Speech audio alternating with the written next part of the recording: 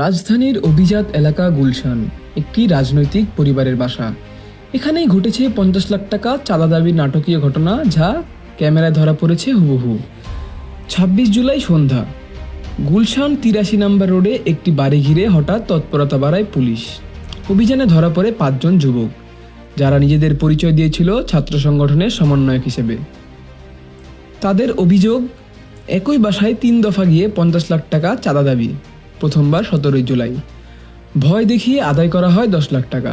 দ্বিতীয়বার 19 জুলাই, ফের আসে তারা, দাবি করে বাকি অর্থ ও স্বর্ণালঙ্কার। তৃতীয়বার 26 জুলাই বিকেলে, তখনই ভুক্তভোগী সিদ্দিক আবু জাফর পুলিশে খবর দেন। মুহূর্তেই চলে ঝটিকা অভিযান।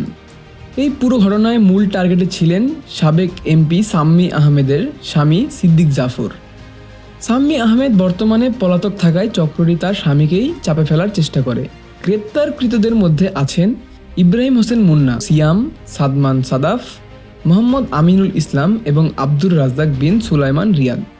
পুলিশ জানিয়েছে এদের সাথে আরও 10 থেকে 12 জন জড়িত থাকার তথ্য পাওয়া গেছে। ভিডিও ফুটেজ দেখে তাদের শনাক্ত করা হয়েছে। ভুক্তভোগীর লিখিত অভিযোগের ভিত্তিতে মামলা প্রক্রিয়াধীন। এদিকে কেন্দ্রীয় দপ্তরে সাংগঠনিক সিদ্ধান্তে অভিযুক্ত 3 জনকে সংগঠন থেকে স্থায়ী বহিষ্কার করা হয়েছে।